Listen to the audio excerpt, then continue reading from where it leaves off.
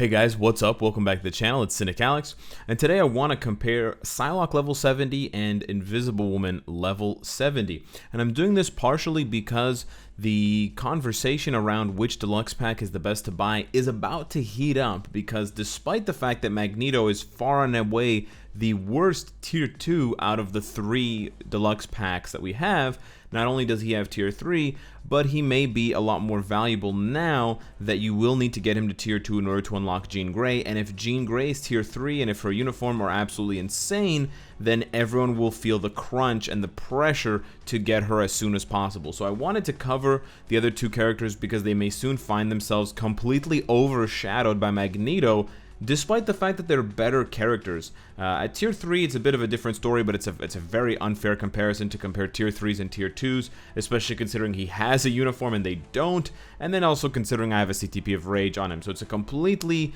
mismatched comparison, but this comparison is much more interesting because although the Invisible Woman Deluxe Pack has much higher value in terms of the actual mission, it's got, ISO 8, it's got ISO 8 Booster, the 6-star variety, which lets you awaken ISOs much faster. And I mean, I can just show you right here. I've saved up recently 38 of the 6-star varieties, so I can take more than one ISO from 0 red stars to 6 red stars immediately. I can take almost 2 with as much as I've banked up. On top of that, it's also got obelisks, and it's got higher gold as double gold cost. But in terms of the characters, it's actually quite an interesting comparison. They are very, very similar. So we're going to start off with Psylocke here, who may be getting a uniform to bump up her value, but my build, despite the fact that I'm ranked 9,000, is actually better than my build for Invisible Woman. I've got most of her gears at 22 with 4-star Uru. I've got most of her skills leveled up to 6 because they have additional effects like self buffs. She's got 25%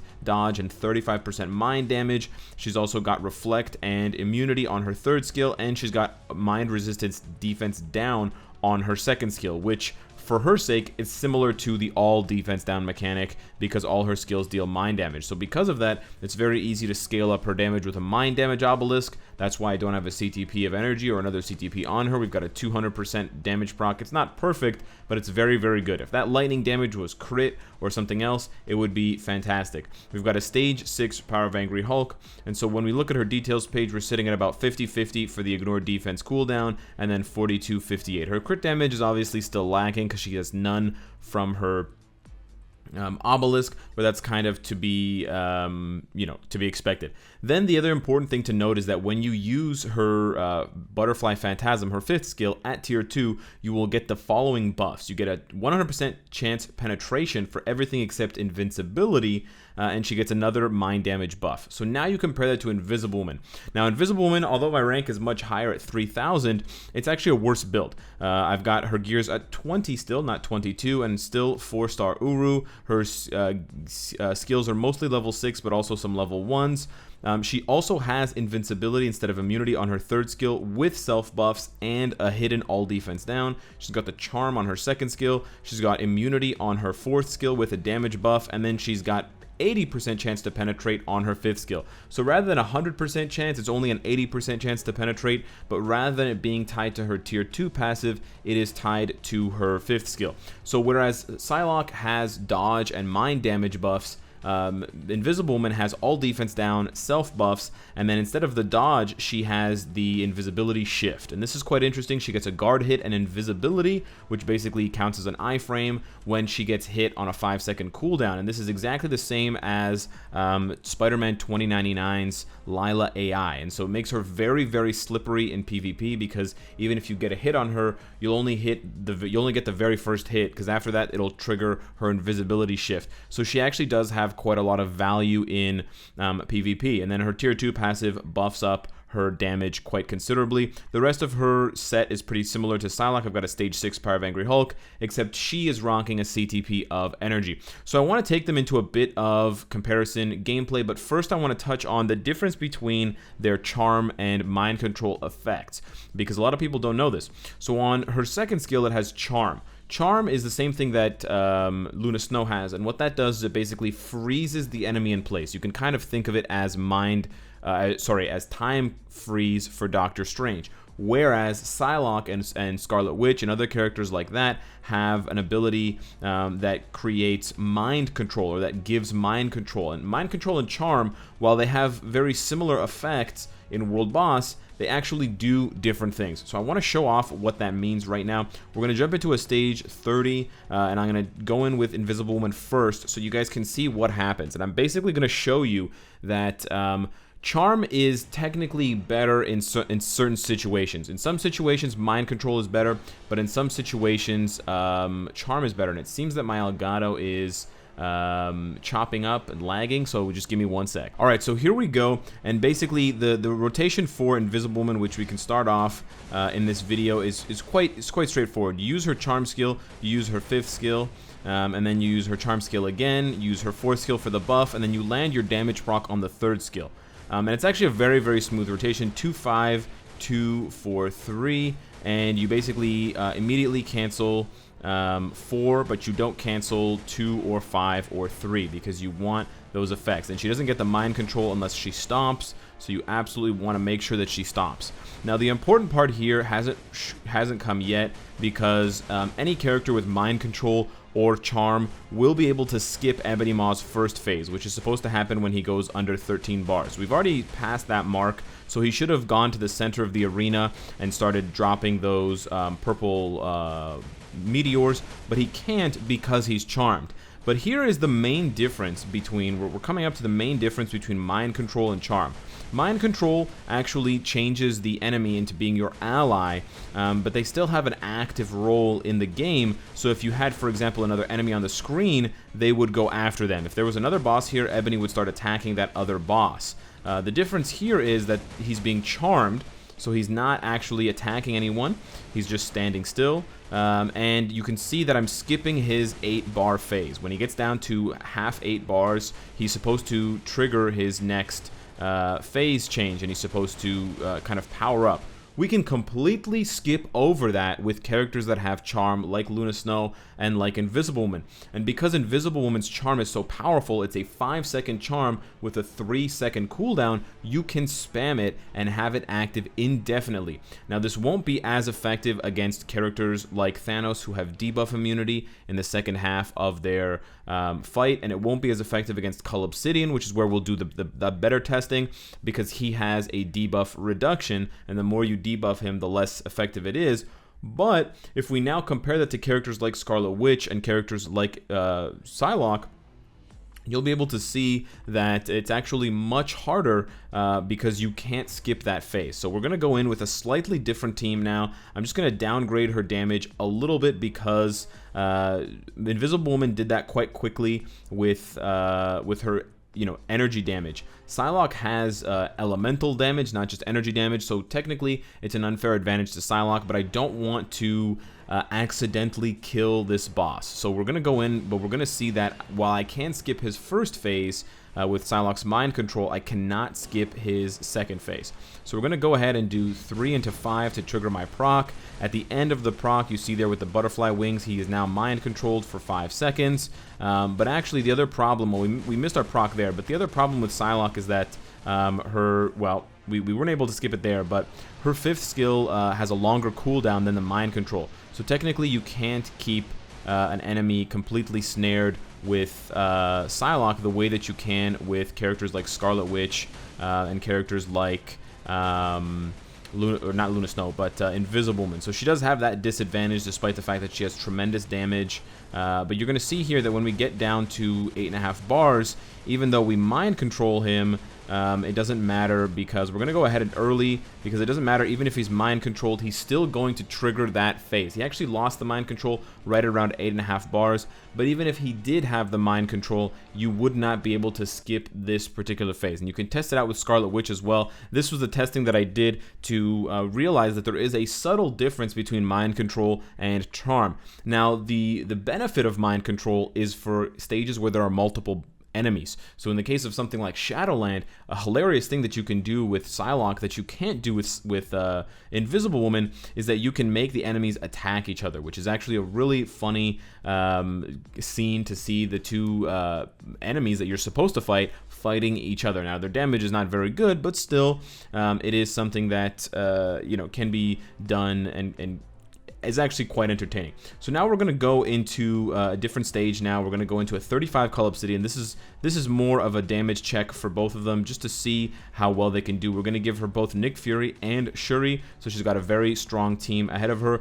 and we're not really going to give her any strikers, because we want to see how well her damage holds up, but we also want to see her survivability. If we give her heals, if we give her strikers with mind control and stuff like that, it's going to mask the sometimes fragility of Psylocke. And this is another thing that I wanted to show you guys. Psylocke is a good character, but she's definitely a lot more fragile than Invisible Woman, in part because of the fact that Psylocke only has the 3rd skill immunity. Now, she does have a long iframe on her 5th skill, but besides that, she doesn't really have any other defensive abilities. The dodge does help, but it's not enough. Whereas Invisible Woman has immunity, she has invincibility, and she has the guard hit invisibility shift on her 3rd skill. I am kind of goofing up the rotation right now, but we're going to get it back on track here. And the damage is quite good. We haven't stacked enough of the mind defense down, but you can see, like, she'll get hit. And the main strategy when using Psylocke is actually to trigger the damage proc with her 3rd skill and then cancel 3 into 5. This is what I've been told by a lot of... Oh my god. Okay. That was a bad run. We're going to try this again. So the small problem that I have with Psylocke is actually that her 5th skill isn't very good at triggering her proc, but if you want to survive, you can't use her 3rd skill you can't use her 3rd skill before her 5th skill to trigger her proc. You have to use her 3rd skill after her damage proc, her 5th skill, in order to stay alive, because besides her 3rd skill, iframe and immunity, she doesn't have any other iframe skills. 2, 1, and 4 are non-iframes, and they don't give you any sort of defensive buff. So you have to rely on the mind control from 5 and the iframe from 5, in addition to the immunity from 3, and then your innate dodge. That's pretty much all she has. So she's substantially more fragile, I would say, than Invisible Woman. And then that's especially true when you start fighting against bosses that have penetration with those purple skills, because you will start to see that with only 1 iframe, Psylocke is in a pretty dangerous position when the boss is not mind controlled. Now, you're seeing it happen here, where basically the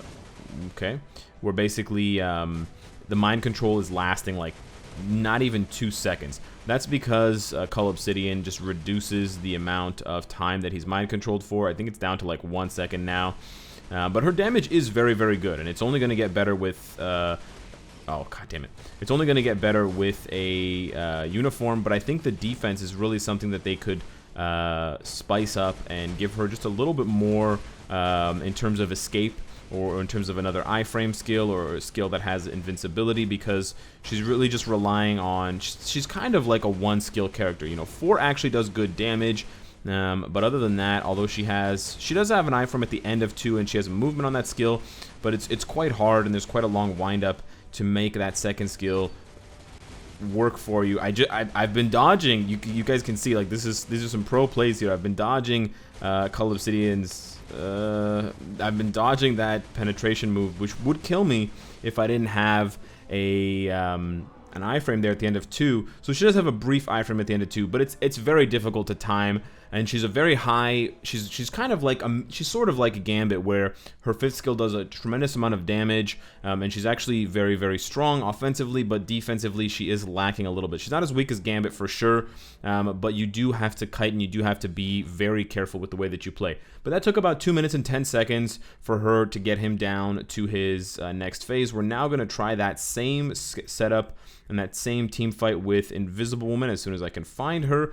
And she's going to have the same problem with the charm not lasting 5 seconds, so we're not going to be able to rely on that. So we may have to modify her rotation a little bit, although she does have multiple skills. She has a lot more defense, so we'll have to wait and see. I actually haven't tried Invisible Woman in a long time against Cull Obsidian, but she does have... The nice thing is that her best skill is also a skill that has invincibility, or immunity? No, invincibility. She's got immunity on 4, I believe. Yeah, she's got immunity on 4 and then invincibility on 3.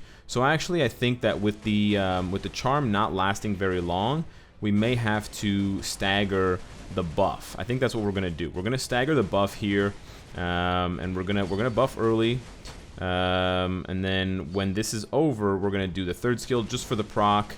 We're gonna iframe. We have to modify the rotation, because basically if we don't modify the rotation, she is going to die. So we're just gonna do 3, and then we're gonna go into 5, which is an iframe, and then we're gonna do 4 with the buff for 2, and that way we can get the invincibility, and this way we basically aren't gonna take damage, which is a really nice plus. And if you don't take damage, you can, I'm kind of goofing up the rotation here, but if you don't take damage, you can survive, which is something that I would like to do as this character. We're gonna throw in the 1 here as well. Charm him again, hit the proc. That's some nice damage. We just need to do that more, and we'll be okay.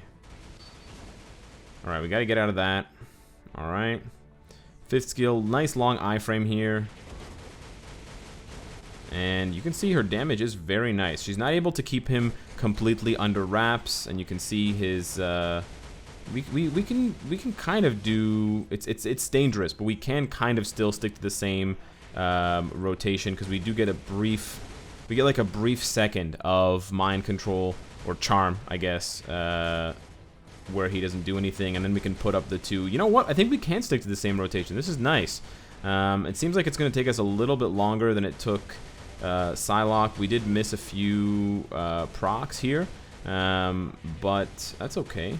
We're going to get hit there. Yeah, he pierced our invincibility, but we're going to be able to get out there. She has shorter animations as well compared to Psylocke, so that is good. It allows you to switch it up and kite in between, but her damage is a little bit lower, as you guys can see here. We're still not quite there. I believe it took Psylocke 2 minutes. Was it 2 minutes or 3 minutes? Honestly, I should write these things down in between clears, but yeah. Okay, there you go. So that was about 2.5 minutes, it seems like. So it's about a 30-second difference. Yeah, it's about a 30-second difference. Some of that may be contributing to the fact that Psylocke has that double mind damage, and that may illustrate a character that, you know, doesn't necessarily need all that crit damage, but she might even be stronger. I might actually be tempted to throw a CTP of energy on her and test it out, although I wouldn't keep this obelisk. So I'm actually curious what you guys think. Should I keep this? Do you think it's better, even though it only has 2 good stats? It's missing 1, or do you think that I should scrap it for CTP of energy and see how much higher she can push without that mind damage? Because right now she's got 34% mind damage, and then she gets another 35 from her tier 2 passive, which puts her at about 70, and then she gets another 35, so she's over 100% mind damage when she uses her 5th skill at tier 2 at all times, which is quite nice. So at the end of the day, I would say it seems as though Psylocke has a bit more damage than Invisible Woman, maybe like an 8 out of 10 versus a 7 out of 10 damage wise, but then on the other hand, Invisible Woman is quite a bit more defensively minded than Psylocke, and I think they both have value in PvP, whereas Psylocke is kind of a dodge one-shot queen with the 5th skill, and I've been one-shotted by Psylocke before, which is annoying. And Invisible Woman is more of a character that is so slippery and hard to kill and hard to one-shot that she stays around, kind of chipping you down attack after attack. Let me know what you guys think of these two wonderful ladies. Let me know what you think of the upcoming three-way battle for best deluxe pack because of Jean and not Magneto. Subscribe if you enjoy the content and you want to support me, and of course, if you like what you see, I hope to see you again tomorrow. Take care.